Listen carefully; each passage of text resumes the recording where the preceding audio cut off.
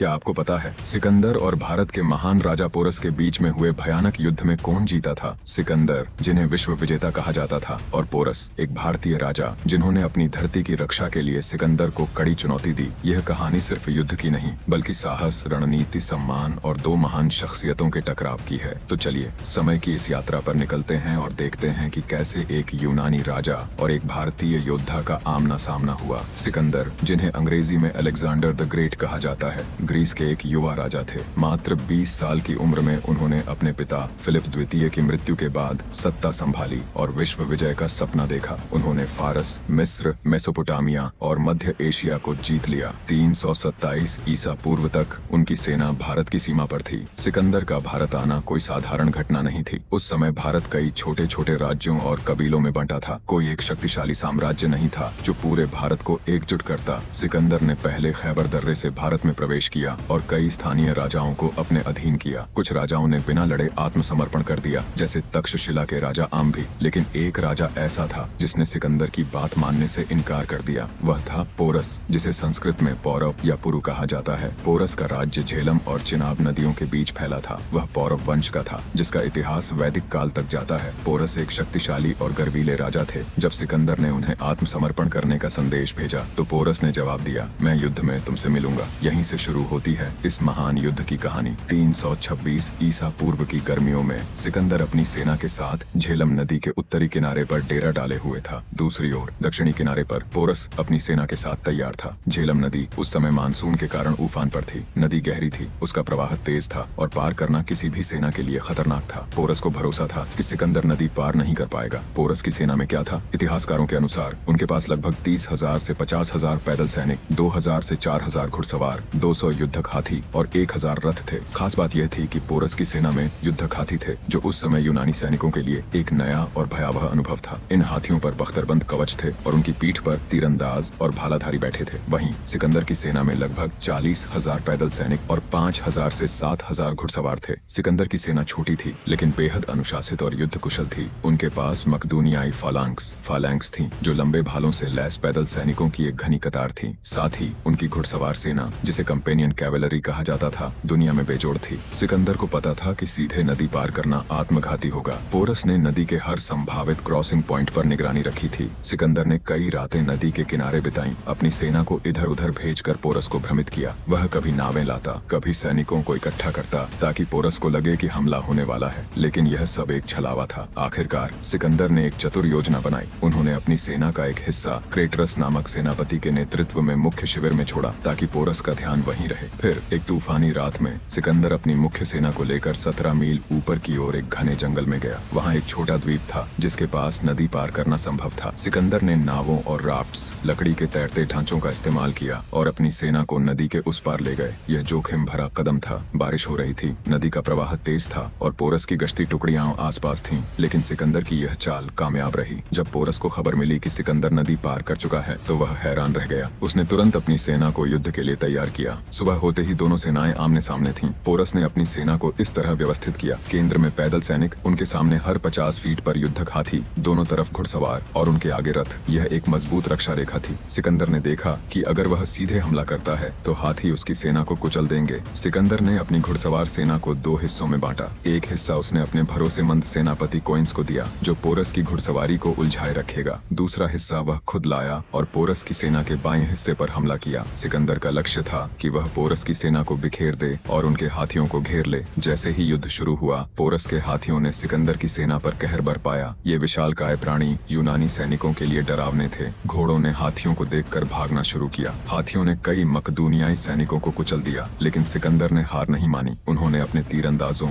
और भालाधारियों को हाथियों पर हमला करने का आदेश दिया। पोरस अपने सबसे बड़े हाथी पर सवार थे। इतिहासकार बताते हैं कि वह 7 फीट लंबे थे, एक विशालकाय योद्धा। वह युद्ध के मैदान में अपनी सेना को प्रेरित कर रहे थे। पोरस ने देखा कि सिकंदर की घुड़सवारी उनकी सेना को परेशान कर रही थी। उन्होंने अपने रथों और घुड़सवारों को सिकंदर पर हमला करने भेजा, लेकिन सिकंदर की रणनीति ने काम किया। उनके फालांक्स ने पोरस की पैदल सेना को रोके रखा, जबकि घुड़सवारों ने पोरस की सेना को दोनों तरफ से घेर लिया। धीरे धीरे पोरस की सेना का गठन बिखरने लगा। हाथी अब थक चुके थे और घायल हो रहे थे। कुछ हाथी बेकाबू होकर अपनी ही सेना पर हमला करने लगे। युद्ध के इस दौर में सिकंदर की सेना को भी भारी नुकसान हुआ। इतिहासकार हिस्टोरियन के अनुसार सिकंदर की सेना ने गौगा मेला जैसे पिछले युद्धों की तुलना में इस बार ज्यादा सैनिक खोए, लेकिन सिकंदर का अनुशासन और रणनीति पोरस पर भारी पड़ रही थी। कई घंटों तक चले इस युद्ध में पोरस की सेना कमजोर पड़ने लगी। उनके 2 बेटे मारे गए, उनके कई सेनापति ढेर हो चुके थे। पोरस घायल थे, फिर भी वह अपने हाथी पर डटे रहे। आखिरकार जब उनकी सेना पूरी तरह बिखर गई, सिकंदर के सैनिकों ने उन्हें घेर लिया। पोरस को बंदी बनाकर सिकंदर के सामने लाया गया। यह वह पल था जो इतिहास के पन्नों में अमर हो गया। सिकंदर ने पोरस से पूछा,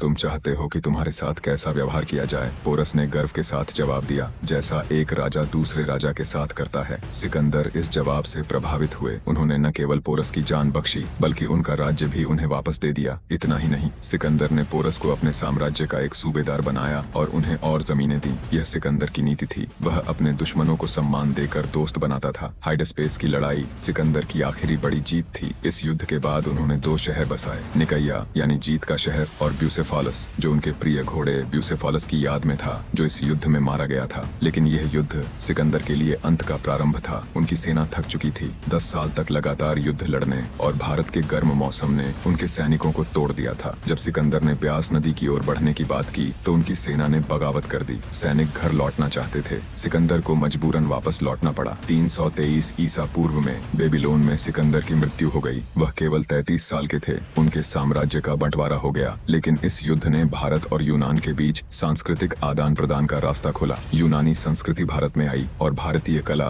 विशेष रूप से गांधार शैली में यूनानी प्रभाव दिखाई देने लगा। पोरस की कहानी भारतीय इतिहास में कम चर्चित है, क्योंकि प्राचीन भारतीय स्रोतों में उनका जिक्र नहीं मिलता। सारी जानकारी हमें यूनानी इतिहासकारों जैसे अरियन, प्लूटार्क और डायोडोरस से मिलती है। कुछ इतिहासकार मानते हैं कि पोरस पौरव वंश के थे, जो वैदिक काल के पुरु कबीले से संबंधित थे। पोरस की वीरता और साहस ने सिकंदर को भी प्रभावित किया। उन्होंने सिकंदर को ऐसी चुनौती दी जैसी उसने पहले कभी नहीं देखी थी। यही वजह है कि आज भी पोरस को एक नायक के रूप में याद किया जाता है। सिकंदर और पोरस का युद्ध सिर्फ 2 सेनाओं का टकराव नहीं था। ये 2 संस्कृतियों, 2 विचारधाराओं और 2 महान नेताओं का मिलन था। सिकंदर ने अपनी चतुराई और रणनीति से युद्ध जीता, लेकिन पोरस ने अपने साहस और सम्मान से सिकंदर का दिल जीता। यह कहानी हमें सिखाती है कि जीत सिर्फ ताकत से नहीं, बल्कि साहस, सम्मान और समझदारी से भी मिलती है। पोरस ने हारकर भी जीत का एक उदाहरण पेश किया। दोस्तों, आपको यह कहानी कैसी लगी? क्या आपको लगता है कि पोरस असल में सिकंदर से कम नहीं थे, या सिकंदर की रणनीति ही उन्हें महान बनाती थी? अपनी राय कमेंट बॉक्स में जरूर बताएं। अगर आपको यह वीडियो पसंद आया तो लाइक करें, शेयर करें और हमारे चैनल को सब्सक्राइब करें। अगले वीडियो में हम फिर मिलेंगे एक नई ऐतिहासिक कहानी साथ।